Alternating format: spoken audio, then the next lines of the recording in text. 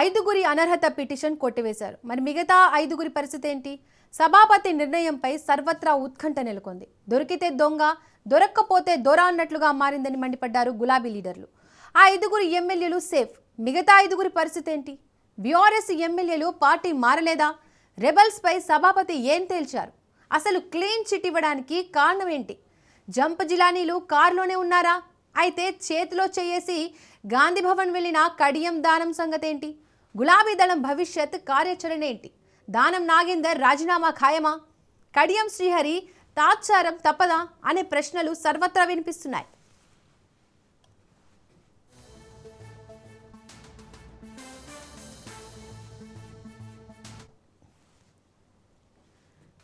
తెలంగాణలో పార్టీ ఫిరాయింపు ఎమ్మెల్యేల వ్యవహారంలో కీలక పరిణామం చోటు చేసుకుంది. అసెంబ్లీ స్పీకర్ గడ్డం ప్రసాద్ సంచలన తీర్పిచ్చారు. ఐదుగురు ఎమ్మెల్యేల అనర్హత పిటిషన్లు కొట్టివేశారు. ఎమ్మెల్యేలు తెల్లం వెంకట్రావు, బండ్ల కృష్ణమోహన్ రెడ్డి, గూడెం మహిపాల్ రెడ్డి, ప్రకాష్ గౌడ్, అరికెపూడి గాంధీ పార్టీ మారినట్లు ఆధారాలు లేవన్నారు. వారిపై అనర్హత వేటుకు నిరాకరించారు. 10 మందిపై అనర్హత పిటిషన్లు దాఖలు కాగా 8 మందికి సంబంధించి విచారణ పూర్తి చేశారు. దానం నాగేందర్, కడియం శ్రీహరిపై దాఖలైన పిటిషన్లకు సంబంధించిన విచారణ ఇంకా పూర్తి కాలేదు. పోచారం శ్రీనివాస్ రెడ్డి, కాలే యాదయ్య, సంజీవ్ కుమార్కు సంబంధించి నేడు తీర్పు వెలువడే అవకాశం ఉంది.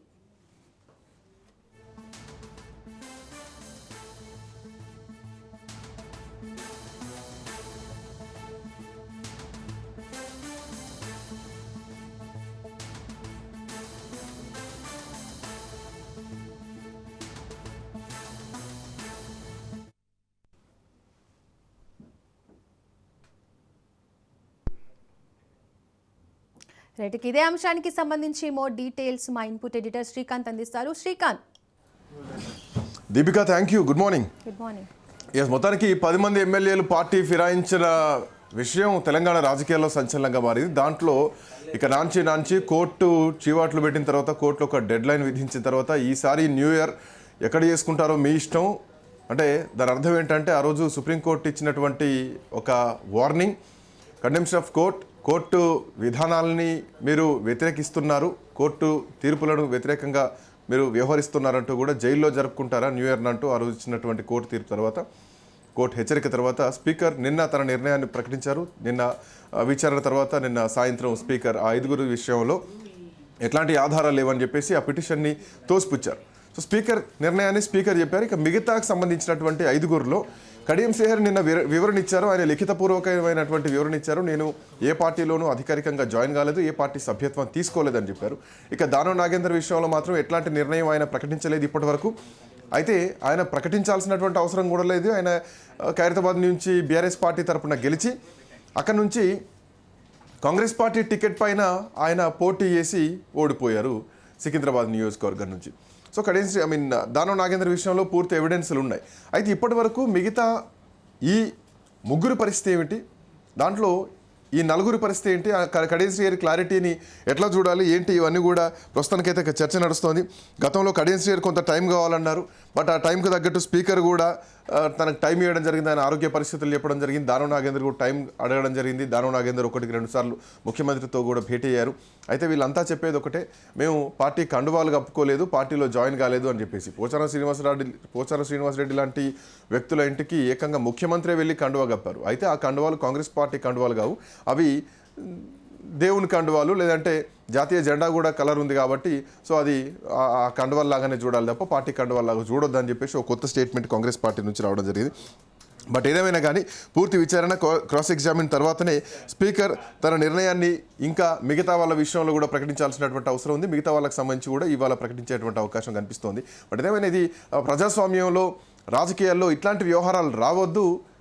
వస్తే దీనికి సొల్యూషన్ ఏంటి, స్పీకర్ల కుర్చీల వెనక దాచుకున్న వాళ్ళ పరిస్థితి ఏంటి, స్పీకరే కుర్చీల వెనక దాచిపెడుతుంటే ఈ వ్యవస్థ ఎటుపోతోంది, ప్రజాస్వామ్యం ఏం జరుగుతోంది మాట్లాడదాం. నుమాన్ గారు ఉన్నారు మనతో పాటు, ఏఐసిసి అధికార ప్రతినిధి కాంగ్రెస్ పార్టీ నుంచి. నుమాన్ గారు నమస్తే. నమస్కారం అండి. హనుమాన్ గారు, మీ పార్టీలో ఉన్నారా, మీ పార్టీలో లేరా? స్పీకర్ అసలు కొట్టిపారేశారు, మా పార్టీకి సంబంధం లేదని చెప్పేసి. బట్ వాళ్ళు కాంగ్రెస్ పార్టీ పథకాలనే ప్రచారం చేశారు, కాంగ్రెస్ పార్టీ కండువల్నే కప్పుకున్నారు అని చెప్పేసి బీఆర్ఎస్ పార్టీ ఎలిగేషన్ చేస్తోంది. సో ఆ కండువాలు కాంగ్రెస్ పార్టీ కావు, మా ఎమ్మెల్యేలు కాదని మీరు అంటున్నారు, మా ఎమ్మెల్యేలు కాదని చెప్పేసి బీఆర్ఎస్ పార్టీ నాయకులు అంటున్నారు. ఈవెన్ బీఆర్ఎస్ పార్టీ అధికారిక కార్యక్రమాల్లో కానీ, పార్టీకి సంబంధించినటువంటి ఆఫీస్లో కానీ, పార్టీ కార్యాలయాలకు కానీ, అటు కేటీఆర్తో కానీ, హరీష్ రావుతో కానీ ఎవరితో కూడా వాళ్ళు పార్టీ కార్యక్రమాల్లో ఉండట్లేదు. ఎక్కడ చూసినా కానీ కాంగ్రెస్ పార్టీ ప్రోటోకాల్లోనే కనిపిస్తున్నారు. బట్ వాళ్ళు మా పార్టీకి సంబంధం లేదని చెప్పేసి నేను స్పీకర్ తోసిపుచ్చారు. ఏం చెప్తున్నారు ఈ అంశం పైన? Very good morning to you as well as fellow panel members Kamboju garu as well as all the viewers. So ఏదైతే యాంటీ డిఫెక్షన్ లా గురించి మనం మాట్లాడుతున్నామో 5 ఎమ్మెల్యేల గురించి నిన్న స్పీకర్ గారు ఓపెన్ కోర్ట్ నిర్వహించి 3:30 సమయంలో ఏదైతే వారు జడ్జిమెంట్ ఇచ్చారో వీరు కాంగ్రెస్ పార్టీలో చేరినట్టు సబ్స్టాన్షియల్ ఎవిడెన్స్ లేదు అని చెప్పేసి వారు బీఆర్ఎస్ పార్టీలోనే కొనసాగుతున్నారు అని చెప్పేసి ఒక జడ్జిమెంట్ రావడం జరిగింది. స్పీకర్ గారు నోట్ పంపించారు. సో ఈ రోజు మరో 3 ఎమ్మెల్యేలు కూడా వారి యొక్క వాణి ఆల్రెడీ వారి యొక్క స్టేట్మెంట్ ఇచ్చారు. ఈ రోజు we are going to hear a judgment on the same. Kale Yadaiah garu కానివ్వండి, పోచారం గారు కానివ్వండి. So these are the 3 MLAs we have today. So ఈ ఎమ్మెల్యేస్ మీద చూసుకుంటే ఒక్క నిమిషం అండి, ఎప్పుడైనా సరే యాంటీ డిఫెక్షన్ లా వర్తించాలి అని అంటే మీరు 10th షెడ్యూల్ ఇండియన్ కాన్స్టిట్యూషన్లో 52nd అమెండ్మెంట్ గురించి నేను మాట్లాడుతున్నాను. 1985 గురించి గ్రౌండ్ ఫర్ ఎమ్మెల్యే డిఫెక్షన్. ఒక ఎమ్మెల్యేని వారి సభ్యత్వాన్ని రద్దు చేయడానికి 2 గ్రౌండ్ రూల్స్ ఉన్నాయండి. First ground rule paragraph 2 of 1 of A గురించి నేను మాట్లాడుతున్నానండి. ఆ పారాగ్రాఫ్ 2 of 1 of A ఏమని అంటుందండి, వారు ఒకవేళ ప్రాథమిక సభ్యత్వానికి రాజీనామా చేస్తే అప్పుడు ఆటోమేటికల్గా వారి యొక్క ఎమ్మెల్యే పదవి రద్దవుతుంది. Number 1. Number 2, paragraph 2 of 1 of B ఏమని చెప్తుందండి, ఒకవేళ వారు విప్పు జారీ చేసినప్పుడు దానికి అనుగుణంగా కాకుండా దానికి వ్యతిరేకంగా ఓటు వేస్తే వారు ఆ టైంలో రద్దు అవ్వబడతారు. ఈ 2 ఒక్క ఇన్స్టెన్సెస్ తప్పితే మరొక ఇన్స్టెన్స్ మొత్తం రాజ్యాంగంలో నేను మాట్లాడుతున్నా, అమెండ్మెంట్ యాక్ట్ గురించి నేను మాట్లాడుతున్నాను, ఎక్కడా కూడా లేదు. వారిని కన్సిడర్ చేయడానికి వీరు పార్టీ మారినారని చెప్పడానికి. మనం ఇక్కడ చూసుకున్నట్లయితే వారి యొక్క ప్రైమరీ సభ్యత్వాన్ని వాళ్ళు ఎక్కడ రద్దు చేసుకోలేదు, ప్రాథమిక సభ్యత్వాన్ని. రెండో విషయం, ఎక్కడ విప్పు జారీ చేయలేదు. మరి ఎందుకంటే బీఆర్ఎస్ పార్టీ సుప్రీంకోర్టుకి వెళ్ళి తలుపు తట్టి టైం వేస్ట్ చేసే ఒక ప్రక్రియ చేస్తున్నది. నేను ఒకటే విషయం వాళ్ళు ప్రాథమిక సభ్యత్వం ఎమ్మెల్యేలు రద్దు చేయలేదు, బీఆర్ఎస్ పార్టీ నుంచి విప్పు జారీ చేయలేదు. సో జారీ చేయలేదు, పార్టీ కూడా సస్పెండ్ చేయలేదు. సో అది జరిగితే ఖచ్చితంగా వాళ్ళు ఫ్రీ వర్డ్స్ అయిపోతారు. వీళ్ళు అట్లా కాకుండా వీళ్ళు పార్టీ మారారు, కండువా కప్పుకున్నారు, ఈ పార్టీ నుంచి ఆ పార్టీలోకి వెళ్ళారు, పార్టీ కనీసం చెప్పకుండా సభ్యత్వానికి రాజీనామా చేయకుండా వాళ్ళు వెళ్ళారు అన్నదే కదా ప్రధానమైనటువంటి ఎలిగేషన్. కనీసం పోయినామని వాళ్ళు చెప్పుకోలేకపోతున్నారు, ఈ పార్టీలో ఉన్నామని చెప్పేసి వీళ్ళు చెప్పుకోలేనటువంటి పరిస్థితుల్లో ఉన్నారు. మీరు మాట్లాడేది బాగుంది, 10వ షెడ్యూల్ రాజ్యాంగంలో 10వ షెడ్యూల్ చేర్చిందే అది. అందుకు యాంటీ డిఫెక్షన్ లా పార్టీ ఫిరాయింపుల చట్టాన్ని 1985లో తీసుకురావడం, ఆ తర్వాత ఫిబ్రవరిలో దాని తర్వాత సంవత్సరం దాని రాష్ట్రపతి ఆమోద ముద్ర వేయడం, అన్ని పేపర్ వర్క్ కరెక్ట్గానే ఉన్నాయి. కానీ ప్రాక్టికల్గా దాన్ని పాటించే నాదుడు లేకుండా పోయిండు. ఆనాడు బీఆర్ఎస్ పార్టీ నుంచి కాంగ్రెస్ పార్టీలోకి జగ్గారెడ్డిని తీసుకున్నప్పుడు ఈ రూల్స్ అండ్ రెగ్యులేషన్స్ ఫాలో కాలేదు. కేసీఆర్ 2/3 వంతు పార్టీ ఎల్పీని విలీనం చేసుకున్నప్పుడు ఆఫ్కోర్స్ ఎల్పీ విలీనం కాదు, ఒక సవరణ అనుకోండి, అది వేరు విషయం మళ్ళా. బట్ ఇక్కడ మాత్రం వ్యక్తిగతంగా పార్టీ మారారు. ఇక బీఆర్ఎస్ పార్టీ సుప్రీంకోర్టు మెట్లెక్కేసరికి మళ్ళీ నీళ్లు మింగేటువంటి పరిస్థితి ఇటు పార్టీలో మారిన వాళ్లకు, పార్టీలో చేర్చుకున్న వాళ్ళకు. ఎందుకు ముఖ్యమంత్రి రేవంత్ రెడ్డి ఆ రోజు ఒక్క గేట్ ఎత్తితేనే మా పార్టీలోకి ఇంతమంది వచ్చారు, పూర్తి గేట్లు ఎత్తితే పార్టీయే ఖాళీ అవుతుంది, ఆ 4 మిగులుతారని ఎందుకు మాట్లాడారంటే పార్టీలో చేర్చుకున్నామని చెప్పేసి చెప్పినట్టే కదా ఆ మాటల వెనక కారణం. అంటే వీరు ఒకటండి, ముఖ్యమంత్రి వర్యులు ఏదైతే మాట్లాడారో డిసెంబర్ 3వ తారీఖున మేము రిజల్ట్ వచ్చిన తర్వాత 2023 గురించి నేను మాట్లాడుతున్నాను. మేము క్లియర్ మ్యాండేట్ మాకు వచ్చిన తర్వాత 65 ఎమ్మెల్యేలు 64 ఎమ్మెల్యేలు మా స్వతహాగా మాకు వచ్చినటువంటి ఎమ్మెల్యేలు, ఒకటి మిత్రపక్షం, మొత్తం 65 ఎమ్మెల్యేలు మేము గెలిచినప్పుడు, అంత క్లియర్ కట్ మ్యాండేట్ ఉన్నప్పుడు వారం తిరగకుండానే వీరు ప్రమాణ స్వీకారం జరిగిన తర్వాత వారు ఏ రకంగా మాట్లాడినరో ప్రజలను లోకమంతా చూసిందండి, రికార్డులో ఉందండి. 6 నెలలు నెలల్లోపు ప్రభుత్వం కూలిపోతుందని చెప్పేసి వారు ఈ రకంగా స్టేట్మెంట్స్ ఇచ్చిన తరుణం, అప్పుడు ఆ యొక్క ఒకటి నుమాన్ గారు, 6 నెలల్లో ఈ ప్రభుత్వం కూలిపోతుంది అన్న వ్యక్తే వాళ్ళ కూతురుకు కాంగ్రెస్ పార్టీ టికెట్ ఇప్పించుకున్నారు. బీఆర్ఎస్ పార్టీ మీద అవినీతి ముద్ర వేసి ఈ రోజు ఆయన మీదనే ఎలిగేషన్ ఉంది. ఆ నియోజకవర్గానికి ఉప ఎన్నిక వస్తా అంటున్నారు, స్టేషన్ గన్పూర్ నియోజకవర్గం. ఆయనే కాంగ్రెస్ పార్టీ ప్రచారాలు చేశారు, ఆయనే కాంగ్రెస్ పార్టీ కండువా కప్పుకున్నారు. ఎవరైతే 6 నెలల్లో కూలిపోతా అన్నారో ఆయనే మీకు మద్దతుగా మీ పార్టీలో ఉన్నారు కదా. నేను కాదనడం లేదు, నేనేమంటున్నాను వారి సో మీరు కాదనట్లేదు, పార్టీలో ఉన్నారని ఒప్పుకుంటున్నారు, అంతేనా? నో నో నో నో నేను ఏమంటున్నానంటే కావ్య గారు మా పార్టీలో జరిగిన వారు జాయిన్ అవ్వడం వాస్తవం, మా పార్టీ బీఫామ్ మీద పోటీ చేయడం వాస్తవం, మా పార్టీ ఎంపీగా వారు గెలవడం వాస్తవం, మా పార్టీ ఎంపీగా కొనసాగుతుండడం వాస్తవం. వారి తండ్రి యొక్క సబ్జెక్ట్ ఏదైతే మీరు బట్ ఎందుకు నుమాన్ గారు ఒక పాయింట్ ఎందుకు మిస్ అయ్యారు? ఇంత జెన్యున్ గా మీరు పార్టీ ఫిరాయింపుల చట్టాన్ని తీసుకొచ్చినటువంటి గొప్ప క్రెడిటే కాంగ్రెస్ పార్టీకి ఉంది, రాజీవ్ గాంధీకి ఉంది. అట్లాంటి దానవ్ నాగేందర్ను ఎందుకు రాజీనామా చేసి మీరు ఇక్కడి నుంచి పోటీ చేయండి అని బీఫామ్ ఇచ్చుకోలేనటువంటి పరిస్థితి ఎందుకు వచ్చింది? అది అంటే ఒకటండి, బేసిక్గా 2/3 మెర్జర్ జరిగితే మాత్రం 2/3 of the party legislative party వారు ఇక్కడికి వస్తే it is becoming a merger. ఆ మెర్జర్ ఏదైతే క్రమం జరుగుతున్న క్రమంలో వీరు కోర్టుకి పోయి ఏదో చేద్దామని చెప్పేసి రాద్ధాంతం చేసేసి దీన్ని ఇక్కడ ఆపాలా అనే ఒకేక ఉద్దేశంతో వారు పోయినారు. సరే, కోర్ట్స్ ఆర్ స్టేటింగ్, కోర్ట్స్లో మేము ఎట్లా చేయాలో ఏ రకంగా సమాధానం చేయాలో మా దగ్గర కూడా లీగల్ ఎక్స్పర్ట్స్ ఉన్నారు, మేము చేస్తున్నాము. సరే, నాగేందర్ గారు Numan garu 1 second, I think Jayasarathi గారు కూడా జాయిన్ అయ్యారు, కంబోజ్ వెంకటేశ్వర్లు గారు కూడా మనతో పాటున్నారు. కంబోజ్ గారు, నుమాన్ గారు మాటల్లో చివరి మాటల్లో నాకు ఒక పాయింట్ అర్థమైంది ఏంటంటే 2/3 వంతు కలుస్తామేమో అనుకున్నాము, మిగతా వాళ్ళు కూడా వస్తారేమో అనుకున్నామని కాదండి, మీ మాటల్లో అదే కనిపించింది. నుమాన్ గారు మీ మాటల్లో వక్రీకరించట్లేదు. ఇఫ్ పాసిబుల్ పార్టీ మెర్జర్ అంటున్నా, ప్రాసెస్ గురించి నేను మాట్లాడుతున్నాను. మీ మాటలు పూర్తిగా పాయింట్ టు పాయింట్ వింటున్నాను. నేను అనని మాటలు మీరు నా దాంట్లో పెట్టకండి. మీరు అనట్లేదు, మీరు స్ట్రైట్ ఫార్వర్డ్, ముఖ్యమంత్రి అనట్లేదు, మీరు అనట్లేదు, స్ట్రైట్ ఫార్వర్డ్ కండువాలు కప్పుకున్నారు, పార్టీలో ఉన్నారని. 2/3 వంతు మెజారిటీ వస్తుందేమో అని అనుకున్నారు, కానీ రాలేకపోయారు, పూర్తి గేట్లు ఎత్తలేకపోయారు. ఈ లోపల కోర్టు మెట్లు ఎక్కారు, బీఆర్ఎస్ పార్టీ గందరగోళం చేసిందన్నారు. సో బీఆర్ఎస్ పార్టీ గందరగోళం లేకపోతే, లీగల్గా ముందుకెళ్ళకపోతే మిగతాది కూడా కలుపుకునేటువంటి పరిస్థితి ఉందని చెప్పేసి మీ మాటలు నాకు అర్థమైంది. కాంబోజ్ గారు ఏం చెప్తున్నారు, ఎందుకు గందరగోళం చేశారు? Good morning and good afternoon Raj news Telugu viewers and తోటి ప్యానల్ మెంబర్స్ కు. Good morning. ఈ రోజు జరిగింది ఏంటంటే, తెలంగాణలో రాజ్యాంగం కూనైంది, కొండారెడ్డి పిల్లగ రాజ్యాంగం నడుస్తుంది.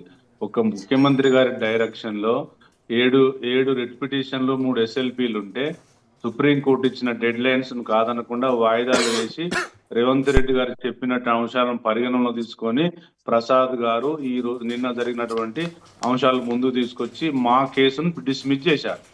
నేనేమంటున్నానంటే, సుప్రీంకోర్టు గైడ్ లైన్స్ ను పాటిస్తూ ఆ 10 మంది ఎమ్మెల్యేలు బీఆర్ఎస్ పార్టీ నుంచి కాంగ్రెస్ లో కలిసిన వాటా వాస్తవమేనని రేవంత్ రెడ్డి గారు ఒప్పుకున్నారు, అందరు ఒప్పుకున్నారు, ప్రజలు ఒప్పుకున్నారు, ఇంటెలెక్చువల్స్ ఒప్పుకున్నారు, అది వాస్తవమే. దానికి దానం నాగేందర్ గారు సాక్ష్యము, కడియం శ్రీహర్ గారు సాక్ష్యం. కానీ ఇవాళ రాజ్యాంగబద్ధంగా ఎన్నుకోబడినటువంటి స్పీకర్ ప్రసాద్ గారు రాజ్యాంగాన్ని ఆ సీటుకు కూనీ చేశారు. నిజంగా ఒకవేళ వాయిదా వేస్తూ తీర్మానం తీసుకొచ్చిండంటే రాలేదు, ఇంకేమైనా టైం ఇచ్చిండంటే ఇవ్వలేదు, అంటే వాళ్ళు బీఆర్ఎస్ పార్టీలోనే ఉన్నారని డిక్లేర్ చేసిండు. సరే, ఒకందుకు మనం ఆడుకుందాం, టీఆర్ఎస్ పార్టీలోనే ఉన్నందుకు డిక్లేర్ ఇప్పుడు బీఆర్ఎస్ పార్టీ నిర్ణయం ఏంటి మరి విప్ జారీ చేస్తే? ఎందుకంటే అక్కడ పాయింట్ ఏంటంటే బీఆర్ఎస్ పార్టీ వాళ్ళకి వచ్చే శాలరీలో పార్టీ ఫండ్ కట్ అవుతోంది, అక్కడ ఎవిడెన్స్లు చూపిస్తున్నారు. మీరు కూడా ఏ నిర్ణయం తీసుకోలేదు, మీరు విప్ జారీ చేయలేదు, మీరు పార్టీ నుంచి సస్పెండ్ చేయలేదు, పార్టీ వ్యతిరేక కార్యకలాపాలకు పాల్పడుతున్నారని మీరు వేటు వేయలేదు కదా. సో వాళ్ళు వాదించడంలో అర్థం ఉంది కదా, కాంగ్రెస్ పార్టీ సభ్యత్వం మేము తీసుకోలేదు, ముఖ్యమంత్రిని కలిసిన అభివృద్ధి పనుల కోసం అనే మాట్లాడుతున్నారు. స్పీకర్ దాన్ని క్లోజ్ చేసేసారు. ఇప్పుడు నేను ఏమంటున్నానంటే, మేము పార్టీలకు వెళ్ళి సస్పెండ్ చేయాల్సిన అవసరం ఏం లేదు, ప్రజలు చూస్తున్నారు, కండువాలు కప్పుకున్నారు, సుప్రీంకోర్టు కూడా యాక్సెప్ట్ చేసింది, నోటీసులు ఇచ్చింది స్పీకర్ గారికి, దీన్ని తేల్చమని చెప్పింది. మేము పార్టీకి వెళ్ళి సస్పెండ్ చేయాల్సిన అవసరం ఏముంది? ఒకవేళ వాళ్ళు డిజాల్వ్ అయిపోతే మళ్ళీ మా పార్టీలోకి వచ్చి మా పార్టీ మీ గుర్తు మీద గెలుస్తారు కావచ్చు కదా, డిజాల్వ్ చేయాల్సిన అవసరం ఏముంది? ఇప్పుడు నేను ఏమంటున్నానంటే, రాజ్యాంగంలో నీతి నియమాలకు విలువలు ఉండాలి. మీరు ప్రజల కోసం అని చెప్పేసి మీ స్వంత ఆస్తులు పెంచుకోవడం కోసం పార్టీలు మారే తతంగం ఓన్లీ కాంగ్రెస్ పార్టీ చేస్తుంది. వీళ్ళు ఏమంటున్నారంటే కాంగ్రెస్ పార్టీ చేయలేదు, బీఆర్ఎస్ పార్టీ ఇంతకు ముందు గతంలో చేసిందంటే వాళ్ళు ఊహాగానాల ఆలోచనతోని గవర్నమెంట్ లో రేపు ఫ్యూచర్ లో ఇబ్బంది అవుతున్న ఉద్దేశం మీద ఫస్ట్ ఒక 10 మందిని జాయిన్ చేసుకుందాం, తర్వాత ఒక 10 మందిని జాయిన్ చేసుకుందాం, 1/3 మొత్తం మిర్చి చేసుకొని బీఆర్ఎస్ పార్టీ లేకుండా చేద్దామని ఉద్దేశం మీద చేస్తే ప్రజలు అసహించుకునే స్థాయికి వస్తే ఆ 10 మందితోనే ఆగిపోయారు. వాళ్ళు కూడా ఇలా మళ్ళీ బీఆర్ఎస్ లో ఉన్నామని చెప్తున్నారు తప్ప నిజంగా స్పీకర్ గారికి కానీ ముఖ్యమంత్రి గారికి కానీ ఇలా ప్యానల్ వచ్చిన మెంబర్లకు కానీ వాళ్ళ పార్టీ మారినట్టు తెలియదా, సుప్రీంకోర్టుకు తెలియదా, స్పీకర్ గారికి తెలియదా వాళ్ళు కాంగ్రెస్ పార్టీలో జాయిన్ అయ్యారని? ఎందుకు తెలియదు, తెలుసు. కానీ ఇవాళ స్పీకర్ సీటుకే ఒక మచ్చ తెచ్చే స్థాయిలో స్పీకర్ గారు వ్యవహారశైలి అలా ఉంది. నిజంగా స్పీకర్ గారికి నీతిబద్ధమైన రాజ్యాంగబద్ధమైనటువంటి విలువలు ఉంటే ఇది పెండింగ్ లో పెట్టాలి, లేకపోతే డిస్మిస్ చేయాలి. ఓకే, అట్లా చేయలేదంటే ఏమన్నా ఇంకా గైడ్ లైన్స్ ఉన్నాయనేది న్యాయ నిపుణుల సలహా తీసుకోవాలి. అట్లా చేయకుండా డిస్మిసే కదా జరిగింది డిస్మిసే. ఇక పార్టీ నుంచి మీరు మళ్ళీ సుప్రీంకోర్టుకి వెళ్తారు, మళ్ళీ డివిజన్ బెంచా లేదంటే మళ్ళీ త్రిసభ్య ధర్మాసనమా, సో లీగల్ గా వెళ్తాం అని చెప్పేసి నిన్ననే ప్రకటించేశారు. ఏమి కాదు సార్, సుప్రీం కోర్టులో ఏమి కాని మాట. Supreme court judicial review, please understand the procedure. Paragraph 7 గురించి నేను మాట్లాడుతున్నా. తమరు జ్యుడిషియల్ రివ్యూ ఏదైతే మాట్లాడుతున్నారో ఇది ట్రిబ్యునల్ వరకు ఏదైతే ఇక్కడ జడ్జిమెంట్ ఇచ్చారో వీరు సారీ టు ఇంటరప్ట్, ఒక్క నిమిషం. నేనేమంటున్నానంటే సుప్రీం కోర్టులో జ్యుడిషియల్ రివ్యూ జరగడానికి మీకు 3 ప్రధాన కారణాలు ఉండాలా. ఒకటి రీజనబుల్నెస్ ఉండాలా, అంటే ఎక్కడ అన్జస్ట్ జరిగిందో వీరు చూపించుకోవాల్సిన అవసరం ఉంది. ఒకవేళ ల్యాక్ ఆఫ్ ఎవిడెన్స్ ఉందా లేదా వీళ్ళు చూపించుకోవాల్సిన అవసరం ఉంది. ఎక్కడ కూడా వారి యొక్క శాలరీ నుంచి డబ్బు పోతుందండి బీఆర్ఎస్ పార్టీకి, వారి యొక్క శాలరీ నుంచి బీఆర్ఎస్ పార్టీ ఫండ్ కట్ చేసుకుంటున్నారండి. అందుకనే వారి యొక్క ఆఫీసెస్ లో కేసీఆర్ పోస్టర్లు ఉన్నాయండి. అందువల్ల మనం ఎంత టెక్నికల్ చర్చ చేస్తున్నామంటే ఇందులో ఈ చర్చ చేస్తున్న నేను కానీ దీని మీద వాదిస్తున్న మీరు బీఆర్ఎస్ పార్టీ కానీ ఒక హాస్యాస్పదమైనటువంటి చర్చలు పార్టీ ఫిరాయింపుల మీద తెలంగాణలో నడుస్తున్నాయని చెప్పడంలో ఎట్లాంటి సందేహం లేదు. జయశరత్ గారు good morning. Good morning Srikanth గారు. జయశరత్ గారు, రాజ్యాంగాన్ని ముందు పెట్టి ఈరోజు చర్చలు చేస్తున్నాం. అదే రాజ్యాంగాన్ని ముందు పెట్టి కాంగ్రెస్ పార్టీ ఫిరాయింపుల చట్టాన్ని తీసుకొచ్చింది. బట్ దాని విషయంలోనే చర్చ జరుగుతోంది. స్పీకర్ చైర్ విషయంలో ఒక చర్చ జరుగుతోంది. స్పీకర్ డిస్క్లోజ్ చేసేసారు దీన్ని. సో మా దగ్గర ఎవిడెన్స్లు ఏమి లేవు, నిరాధారం బీఆర్ఎస్ పార్టీ చేసినటువంటి పిటిషన్ అని చెప్పేసి. సో 5 ఎమ్మెల్యేలకు మాకు సంబంధం లేదు, వాళ్ళు బీఆర్ఎస్ పార్టీ ఎమ్మెల్యేలు. ఎవిడెన్స్ ఏంటంటే వాళ్ళకి వచ్చేటువంటి జీతాల్లో పార్టీ ఫండ్ కట్ అవుతుంది. బీఆర్ఎస్ పార్టీ ఇప్పటివరకు అధికారికంగా వేటు వేయలేదు, సస్పెండ్ చేయలేదు, విప్పు జారీ చేయలేదు, పార్టీ వ్యతిరేక కార్యక్రమాలకు పాల్పడుతున్నారని కవిత మీద వేసినటువంటి వేటు వేయలేదు. పాయింట్ నెంబర్ 1 అదైతే కనుక ఇక ఈ ఎపిసోడ్ క్లోజ్ అయినట్టేనా? ఈ రోజు కూడా మిగతా ఎమ్మెల్యేల విషయంలో స్పీకర్ నిర్ణయాన్ని మనం ఊహించవచ్చు, చాలా సాధారణంగా ఊహించవచ్చు. తెలంగాణలో బై ఎలక్షన్ వస్తే కేవలం ఖైరతాబాద్ నియోజకవర్గానికే వచ్చేటువంటి అవకాశాలు ఉన్నాయా? అప్పటికి కూడా స్పీకర్ నిర్ణయం ఇదే విధంగా ఉంటే ఇక అంతకు మించినటువంటి వ్యవస్థను మనం దేశంలో ఇంకా చూడాల్సినటువంటి అవసరం లేదేమో. ఎట్లా చూస్తున్నారు జయశరత్ గారు? శ్రీకాంత్ గారు, మీకు రాజు న్యూస్ ప్రేక్షకులకు అక్కడ ఉన్న ప్యానెల్ అందరికి కూడా నమస్కారం అండి. మీరు ఇంతకుముందు వాటన్నారు హాస్యాస్పదం అని, ఇంకా పెద్ద పదం ఏదైనా కూడా వాడచ్చు. జోక్ అక్కడ ఉన్న ప్యానెల్ మెంబర్లకు కాంగ్రెస్ పార్టీ వ్యక్తి కూడా తెలిసింది, లేదా ఇతరులకు కూడా తెలిసింది. ఇది సరైనటువంటి పద్ధతి కాదు, ఇది ఘోరమైనటువంటి నిర్ణయం. రాజ్యాంగాన్ని అడ్డగోలుగా నడిబార్లు హత్య చేసిందని కూడా మనం మాట్లాడుకో, తప్పేం లేదు ఈ విషయంలో. అది టీఆర్ఎస్ చేసినా తప్పు పట్టినాం, ఈ రోజు కాంగ్రెస్ పార్టీ చేసినా కూడా తప్పు పడతా ఉన్నాం. అయితే బీజేపీ కూడా అది కాదండి, కర్ణాటకలో ప్రభుత్వాలని కూర్చుంది కదా సార్. నేను బీజేపీ కాదు, చేయలేదా సార్?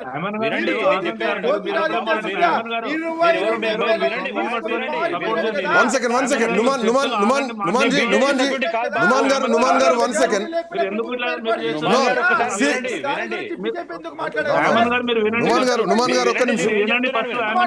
నుమాన్ గారు నేను కాంగ్రెస్ ని వెనకేసుకురావట్లా, బీఆర్ఎస్ ని వెనకేసుకురావట్లా, బీజేపీ ని వెనకేసుకురావట్లా. Numan garu 1 second, let him talk. Numan garu no please don't disturb them. Party వాళ్ళకి ఓపిక ఉండాలి, వినే ఓపిక కూడా లేకపోతే చర్చకి ఎందుకు వస్తారండి? ఉండాలి. నేను ఒకటే చెప్పినా, నేను ఆ పాయింట్ ఒకటే చెప్పినా, ఇది తెలంగాణలో ఒక హాస్యాస్పదమైనటువంటి ఎపిసోడ్ నడుస్తోంది పార్టీ ఫిరాయింపులు అనేది. జనాలకు తెలుసు మా ఎమ్మెల్యే ఏ పార్టీలో ఉన్నాడనే జనాలకు తెలుసు. వచ్చే పోయే ఫ్లెక్సీలు కట్అవుట్లలో ఎవరి ఫోటోలు ఉంటున్నాయో తెలుసు, వాళ్ళు ఎవరితో పనిచేస్తున్నారో తెలుసు. కాంగ్రెస్ పార్టీలో చేరినటువంటి 10 మంది 1 second let me talk. Numanji 1 second. నేను కార్యకర్తల మనోభావాన్ని విన్నా. నేను 2 సంవత్సరాల నుంచి కార్యకర్తలు station 1 second please don't stop me. నేనేమంటున్నా, పార్టీ మారినటువంటి ఎమ్మెల్యేలు మారలేదని చెప్పేసి ఈరోజు స్పీకర్ ఇస్తున్నారు. టెక్నికల్గా పేపర్ల వైజ్గా మీరు డిక్లేర్ చేస్తున్నారు. ఓకే, జనాలను పిచ్చోళ్ళని చేయదు, జనాలు పిచ్చోళ్ళు కాదు. ఓకే, అక్కడ కార్యకర్తలు కాంగ్రెస్ పార్టీ 10 ఏళ్ళు జెండా మోస్తే మాకు అవకాశం వస్తుంది, ఓ గ్రంథాలయ చైర్మన్ వస్తుంది, మాకేదో చిన్న పోస్ట్ వస్తుంది అని చెప్పేసి వాళ్ళు ఎదురు చూస్తూ ఈ ఎమ్మెల్యే వచ్చి తీసుకొచ్చి ఇంట్లోకి వస్తే వాళ్ళు ఒక్కరే రారు కదా, పెద్ద బలగం వస్తుంది, ఒక మంద దిగుతారు. అట్లాంటి మందలో పదవులు వాళ్ళకు పోతాయి. 10 ఏళ్ళు జెండా మోసిన నా పరిస్థితి ఏంది అన్నది కాంగ్రెస్ కార్యకర్త నాతో 2 సంవత్సరాల నుంచి కొట్లాడుతున్నారు, మాట్లాడుతున్నారు. ఏం చేయలేని పరిస్థితి. లేదంటే మళ్ళీ తొక్కేస్తారు. అది ఎందుకు సార్? అంతకుముందు వాళ్ళ చేతిలో ఓడిపోయిన వాళ్ళు ఆ నియోజకవర్గాల్లో లేరు. This the fact. లేరు ఆ నియోజకవర్గాల్లో. చెప్పండి ఎవరెవరు ఆ నియోజకవర్గాల్లో యాక్టివ్గా ఉన్నారు? హాస్యాస్పదం చేస్తున్నారు ప్రజాస్వామ్యాన్ని, రాజ్యాంగాన్ని, పార్టీ ఫిరాయింపు. జయసారథి గారు ప్లీజ్ కంటిన్యూ. నా విషయం ఏంటంటే ఆ సోదరుడు తప్పుగా అర్థం చేసుకుంటూ, అది బీజేపీ చేసినా, కాంగ్రెస్ చేసినా, బీఆర్ఎస్ చేసినా అది ఘోరమైన తప్పు. దేశవ్యాప్తంగా బీజేపీ పార్టీ బీజేపీ చేస్తుంది, అంతకుముందు కాంగ్రెస్ పార్టీ చేసింది. ప్రభుత్వాలను కూలదోయడం, మార్చుకోవడం, ఈ రాష్ట్రంలో ఎన్టీఆర్ దగ్గర నుంచి అందరిని గద్దె దింపడం చేసింది. అది ఎక్కడో ఒక దగ్గర ఫుల్ స్టాప్ పడుతుందని మనం అందరం ఆశిస్తున్నాం. జయసారథి గారు, పగ్గాలు మారాలి, ఒక వ్యవస్థ పటిష్టంగా ఉండాలి. ఎగ్జాక్ట్లీ నేను కూడా అనేది అదే. ఇప్పుడు నోమన్ గారు లాంటి వాళ్ళకి అవకాశం రావాలి అంటే బయట నుంచి వచ్చిన వ్యక్తులను తెచ్చుకుంటే వాళ్ళకి ఎట్లా వస్తుంది అవకాశం? అది మనం అడుగుతున్నాం. అదే విషయాన్ని మీరు ఇంతసేపు చెప్పింది కూడా అదే పాయింట్. ఆ విషయాన్ని ఆయన గుర్తించకుండా పార్టీని డిఫెండ్ చేసుకోవడానికి మనం చెప్పేది ఏంటంటే ఆ పదవి మీకు రాదు, మాకు రాదు. ఫ్యాక్ట్ మాట్లాడుతున్నాం మనం. ఏంటంటే డెమోక్రటిక్ సెటప్ లో ఏది జరగకూడదో జరుగుతుంది. అది జరిగిన ప్రతిసారి ఖండించాలి. అది బీజేపీ హయాంలో జరిగితే ఖండించాలి, కాంగ్రెస్ హయాంలో ఖండించాలి, లేకపోతే బీఆర్ఎస్ హయాంలో చేసినప్పుడు ఖండించాల్సిన అవసరం ఉంటుంది. అదే చేస్తున్నాం ఇక్కడ మనం. ఒక్క విషయం ఏంటంటే యావత్ తెలంగాణ ప్రజానికానికి తెలుసు వాళ్ళు ఏ పార్టీలో ఉన్నటువంటి విషయము. మొన్న వాళ్ళు సర్పంచ్ ఎన్నికలలో ఏ పార్టీ బలపరిచిన అభ్యర్థులకు వాళ్ళు మద్దతు ఇచ్చారో కూడా తెలుసు. బహిరంగ వేదికల మీద వాళ్ళు ఎక్కడ పాల్గొంటా ఉన్నారో తెలుసు. ముఖ్యమంత్రి సభలలో ఏ కండవ వేసి పాల్గొంటున్నారో తెలుసు. మీరు ఒక చిన్న టెక్నికాలిటీ అని అన్నారు. టెక్నికాలిటీ విషయానికి వచ్చినా అని చెప్పిండ్రు. అంటే యాక్చువల్గా దీనికంటే ముందు నేను చెప్తాను. అంటే 2004 నుంచి రాజశేఖర రెడ్డి గారికి ప్రభుత్వం ఉన్నంత సమయంలో టిఆర్ఎస్ పార్టీ నుంచి ఒక 10 మంది ఎమ్మెల్యేలు లాక్కున్నారు. జగ్గారెడ్డి, మందడి సత్యాన్ రెడ్డి, దుగ్గ్యాల శ్రీనివాసరావు, బండారు శారారాణి, ఖమ్మంపాటి లక్ష్మారెడ్డి, ఇట్లాంటి జగ్గారెడ్డి వీళ్ళందరూ లాక్కునే ప్రయత్నం చేసుకున్నారు. ఆ రోజు తెలంగాణ సమాజం అంతా ఇది సరైనది కాదు, తెలంగాణ వాదాన్ని అణచివేయడానికి, ఒక వాదాన్ని అణచివేయడానికి ఎమ్మెల్యేలు లాక్కొని బలహీనపరిచే విధానం సరైనది కాదు అని అనుకున్నారు. పోనీ తర్వాత బీఆర్ఎస్ పార్టీ వచ్చిన తర్వాత అంటే కాంగ్రెస్ చేసిన తప్పిదాన్ని బీఆర్ఎస్ పార్టీ సరిదిద్దుతుంది అని భావించినాం. వాళ్ళు ఏం చేశారు? ఇంకో అడుగు ముందుకేసి ఇట్లా కేవలం కండువాలు కప్పి వదిలేయకుండా విలీనానికి కావాల్సినంత మంది ఎమ్మెల్యేలను జమ చేసుకుని ఒక చట్ట ప్రకారం విలీనం చేసుకున్నారు. అది కూడా తప్పే. ఎందుకు మనం ఏమంటున్నాం, ఒక ప్రతిపక్షాన్ని అనేటువంటి ఉండాలి. చట్టంలో ఉన్న అవకాశం ఉంది కావచ్చు విలీనం చేసుకోవడానికి. ఆ రోజేమో వాళ్ళు విలీనం చేసుకోకుండా లాస్ట్ వరకు నుంచి చివరి ఎన్నికల ముందు వాళ్ళను డిస్క్వాలిఫై చేసిండు రాజశేఖర రెడ్డి ప్రభుత్వం. తర్వాత వీళ్ళు విలీనం అనేటువంటి దానికి తీసుకొచ్చారు. పోనీ ఇప్పుడు కాంగ్రెస్ సఫర్ అయింది కదా, ఒకసారి కాంగ్రెస్ చేసింది, ఇంకోసారి బీఆర్ఎస్ చేసింది. ఇద్దరు సఫరర్స్ అయ్యారు. అయినా వాళ్ళు మూడోసారి కాంగ్రెస్ పార్టీ వచ్చినాక ఇలాంటి దానికి తెర దించుతుంది, ఇక పులి స్టాప్ పెడుతుంది, కాంగ్రెస్ పార్టీ మార్పు అన్నది ఇలాంటి పని చెయ్యదు అని అనుకున్నాం. కానీ చేసింది. చేసినాక స్పీకర్ గారు న్యాయబద్ధంగా, చట్టబద్ధంగా ఎంత అంటే ఒక ఆత్మవంచనతో నిర్ణయం తీసుకున్నారంటాను. అది ఒక హార్డ్ వర్డ్ అనిపించవచ్చు మీకు, కానీ వాస్తవం. ఎందుకు వాళ్ళు ఏమంటున్నారు? పార్టీ ఫండ్ కట్ అవుతుంది అని అంటున్నారు. ఒక బ్యాంకులో పార్టీ ఫండ్ కట్ చేయమనేటువంటి అధికారం ఎవరిస్తారు? ఏ వ్యక్తికి అకౌంట్ ఉంటుందో ఆ వ్యక్తే ఇస్తాడు. ఆ ఎమ్మెల్యే కట్ చేయమని ఇచ్చిన తర్వాత వీళ్ళు వద్దని చెప్తే బ్యాంక్ ఆపుతుందా? చెప్పండి సార్, నా అకౌంట్ కి మీరు ట్రాన్స్ఫర్ చేశారు, నేను వద్దంటే బ్యాంక్ ఆపుతుందా? తప్పదు కదా. ఆ ఎమ్మెల్యేనే కావాలని ఆ టెక్నికాలిటీ కోసము ఆ టెక్నికాలిటీ కోసం అది ఇచ్చారు. కానీ టెక్నికాలిటీస్ అడ్డం పెట్టుకొని చేయడం సరైనది కాదు. వీళ్ళు సస్పెన్షన్ ఎందుకు చేయట్లేరు అంటే సస్పెన్షన్ చేస్తే వాళ్ళు బహిరంగంగా ఇంకా ఫ్రీ Free అయిపోతారు. Free అయిపోతారు. వర్తించదు అనేటువంటి ఖచ్చితంగా free ఉద్దేశంతో అయిపోతారు. సస్పెండ్ చేయట్లేరు. పాయింట్ ఆ మనీ అనేటువంటిది కట్ అయిపోవడానికి కారణం ఏందో ఆ ఎమ్మెల్యేనే కట్ కాకూడదు అనేటువంటి ఆప్షన్ ఇవ్వాలి తప్ప ఆ పార్టీ ఇవ్వలేదు. ఒక కడియం చేరి నా అమౌంట్ కట్ చేయకూడదు అని చెప్తేనే ఆగిపోతుంది. అప్పటిదాకా అవును. పార్టీ ఫండ్ కట్ అయితేనే ఉంటుంది. ఎందుకంటే అవును. ఫస్ట్ పార్టీలో కాన్సెప్ట్ ఇచ్చింది కాబట్టి దాన్ని టెక్నికాలిటీగా చూడకూడదు. Point. ఇక మూడో అంశానికి వస్తే కడియం శ్రీహరి దానం నాగేందర్ అయితే ఎంత దారుణమైనటువంటి నిర్ణయం అయితే దానం నాగేందర్ ఇంకా ఎక్కువ. ఆయన ఏకంగా అభ్యర్థిగానే పోటీ చేసిండు. బీఫామే ఇచ్చినాక ఇంకా దాని మీద శశవిషయాలు ఏందండి, దాని మీద ఆర్గ్యుమెంట్స్ ఏందండి, ఇంకా చర్చలు ఏందండి.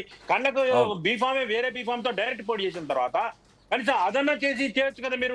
మిగతా అంటే మీకు టెక్నికాలిటీస్ అడ్డం వచ్చినాయి. Conclude, దానం conclude, నాగేందర్ sir. తోటి రాజీనామా చేయించవచ్చు కదా. అవి కూడా చేయించాలి కదా, నేను అదే ఇది పాయింట్ చాలా అన్నాను. దారుణమైనటువంటి తప్పు. ఇది Point, దీనికి అవును. మళ్ళీ Thank ఆన్సర్ you. చేయాల్సి వస్తుంది. ఈ రోజు మీరు డిఫెండ్ చేసుకోవచ్చు కానీ రేపు మాత్రం మీరు ప్రజలకు ఆన్సర్ చేయాల్సి వస్తుంది. ఎగ్జాక్ట్లీ, రేపు మళ్ళీ దట్ ఈస్ మీకు వాట్ ఈ దట్ ఈస్ పరిస్థితి వాట్ ఎదురవుతుంది.